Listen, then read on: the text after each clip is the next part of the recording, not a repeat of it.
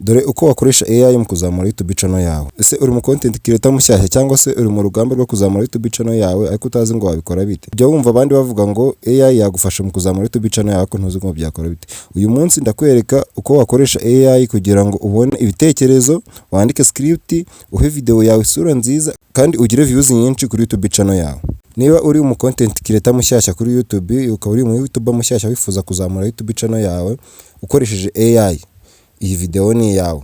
Wowe kanda subscribe nimba ari ubwa mbere ugeze kuri YouTube channel, usige comment y'ikintu kindi nagufasha, noneho wowe utegereze ino video uyirebe kugeza irangiye. Ushobora kuba ufite YouTube channel ariko utazi ngo ese nakora iki, ukaba wumva ushaka gukora content ariko ukaba utazi ngo ndakora kuri iki ngiki, cyangwa se nyine nta gitekerezo ufite cy'ikintu wakora.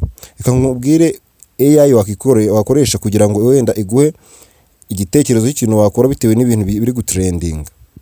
Iya mbere wakoresha ChatGPT cyangwa se andi maturu ya AI kugira ngo ubone ibitekerezo biri gutrendinga muri region yawe.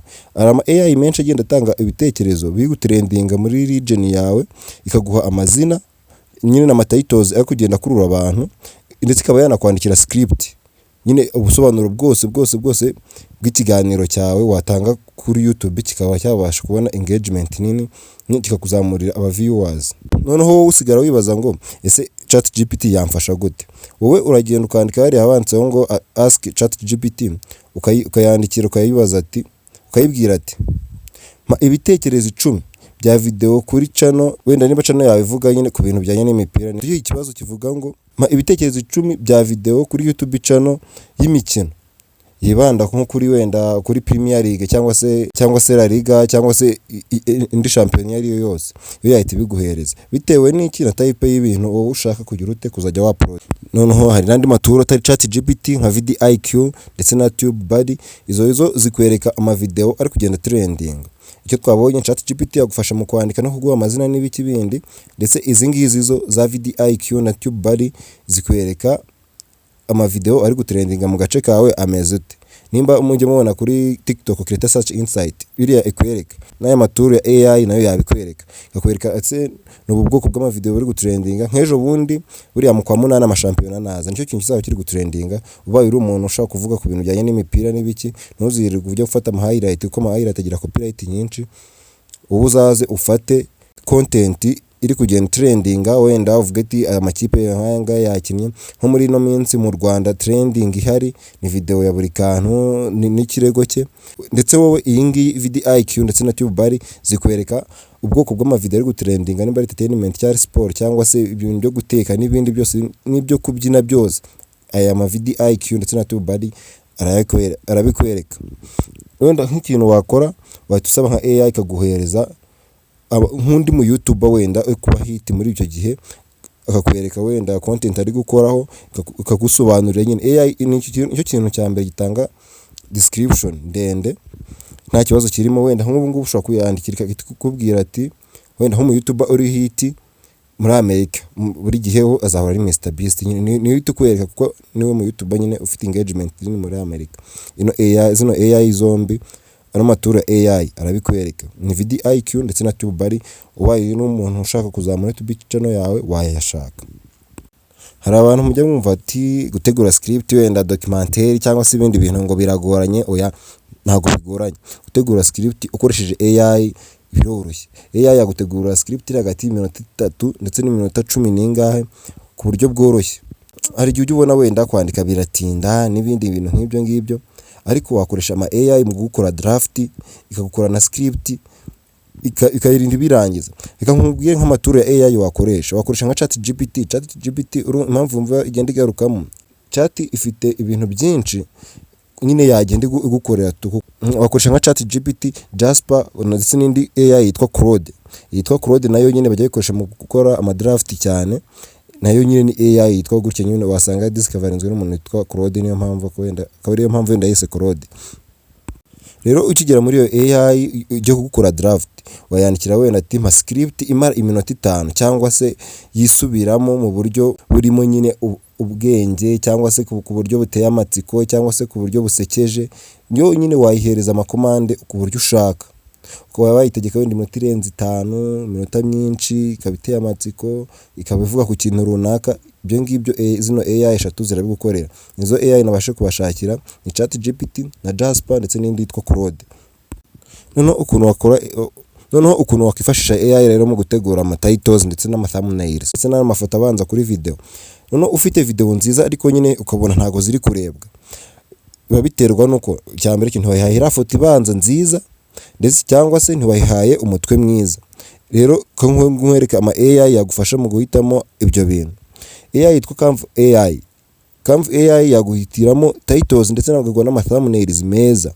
Adobe Firefly ndetse nayo yaguhereza ama titles meza ndetse n'ama thumbnail meza, ikaguha ndetse n'amafoto meza, n'amafoto abanza kuri video.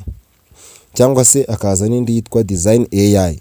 Design AI yo noneho yakudizayiningirira foto neza, ikaba yaguha description yawe ya video nayo nziza, ikagutegura n'ama thumbnail meza nyine, ndetse wanakoresha na ChatGPT nayo irabikora, ariko nyine ariya niyo abagiye ari specified kwakira task niyo igenda yikoraho. Wenda urugero wahituyiherezwa tuyibwira ati mpa titles 10 za video zishobora gucicikana kuri YouTube zerekeye wenda nko ku mupira w'amaguru cyangwa se zerekeye kuri entertainment nyarwanda muri ino minsi. Cyangwa se ukabibwira ati nkombayiningira aya mazina aya titles unkoreremo title nziza imeze utyo nyine iri interesting. Nk'urugero wenda ishobora kwitiguhereza AI ishobora kwitiguhereza nka title ivuga ati naretse AI iyobora ubuzima bwanjye amasaha 28. Urumva icyo kintu nyine ni ikintu kidasanzwe. Abantu benshi nyine bahita bavuga ati ese uyu nk'uyu muntu ninde? Umuntu nyine nimba ubona ama content ya Mr Beast kuno bikora, niko na AI nayo ikuguiding. None tuvuye kuri titles n'ibindi tujye kuri video ya nyayo. Video rero hari AI nazo zagufasha mu gukora video nziza, ikaguhereza video ifite quality nini. Ubaye uri umuntu gukata ndetse no kugenda ufatanya ama video bigenda bigora, hari ama AI yagenda gukatira ama video yawe ikagushyiramo kana ku editing. Hari AI yitwa Script igukatira ama video igendeye ku magambo. Aka kantu mukumve neza, AI yitwa Script igukatira video igendeye ku magambo. Hakaba n'indi yitwa Runaway MR, yo igukatira ama video igenda ikuramo ama background, ama auto editing, gushyiraho b-rolls ndetse n'ibindi bintu. Noneho hakaba n'indi yitwa Pictory cyangwa se bajya bakunda kwita Ramen 5, yo ikintu igufasha iguhindurira amagambo. Uzajya nabireba gutya abastar benshi nabo uzi batazi icyongereza ujya kubona abantu icyongereza kiri deep bya danger. Iyi ngiyi ni ibikora. Izi AI rero zagufasha gukuraho ibice bitari ngombwa, ikakongerera caption, igushyiriraho ama highlight n'utundi tuntu nyine tugenda turyoshya video yawe. Izi AI uko ari 3 zabigukorera: Script, Runaway ndetse na Pictory. Izi ngizi zagufasha gutegura video. Noneho rero yagufasha mu gukora ama caption ndetse n'ama translation, zigenda zigushyiriramo nyine utuntu kudu high quality kugira ngo nyine ibintu byawe zabashe kurebwa n'abantu bo hanze n'abamenya ari ibiki. Wakoreshamo CapCut yo murayizi, YouTube Studio nayo ugomba uri kuyikoresha, cyangwa se ama subtitles editing mu kwandika nyine ama caption nyine akurura abantu benshi ndetse n'abo hanze, no mu kongerera indimi no kongera quality nyine mu rurimi runaka. Nizo tool ukoresha. Ndiguha step by step y'ukuntu wakora video yawe ikagera kuri hahandi nyine irebwa n'umuntu. Noneho rero nimba ugirira muri YouTube Studio hari ikintu kitwa engagement. Iyo ujya wibaza ati wayizamura ute? Engagement rero ukuntu wayizamura wakoresha AI twabonye yitwa Crowd. Ushobora kuyandikamo uyisaba wenda ibisubizo by'ama comment, ama video description, ugenda nyine uyisaba nyine ibintu wakashyira muri community byabasha gukurura abantu muri community ya YouTube channel yawe. Niyo yabigufashamo. Ikaba yaguha ama prompt meza wenda nk'urugero kubwira ati mpa uburyo butanu bwo gutuma abantu bagira icyo bandika muri comment zanjye. Noneho buriya na script itagira amakosa ndetse n'ibindi bintu. Rero hari ama AI wakoresha mu kugenda ukosora ndetse no gusesengura script ndetse na video zawe. AI yitwa VidIQ AI Coach.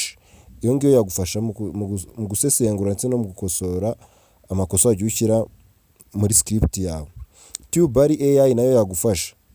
ndetse na YouTube Studio Insight zagufasha nyine mu kugenda ukosora amascript yawe aho wagiye ushyiramo amakosa. Wenda nk'urugero wabwira wenda iguhe nk'uburebure bwiza wagakwiye kuba wahaye script yawe, ikaguha wenda nk'igihe wenda uzayaploadingira iyo video kugira izarebwe, ikakwereka amagambo akwiye nyine ama keyword yo kugenda ukoreshamo, ndetse nyine igendeye nyine ku bintu bigiye biri current bigiye bikunzwe. Akenshi nyine bakunda kuvuga ko ibintu biri standard ubundi igomba kuba iri hagati, script ya documentaire cyangwa se ikiganiro runaka kigomba kuba kiri hagati y'iminota 10 ndetse na 45. Ndetse niba hari ikintu wungutse muri ino video ntibagirwe kugenda ukanza subscribe, ndetse unasige comment y'ikindi kintu cyagufasha, cyangwa se hari akantu wumvishe katari keza kwahindura wakadusigira muri comment.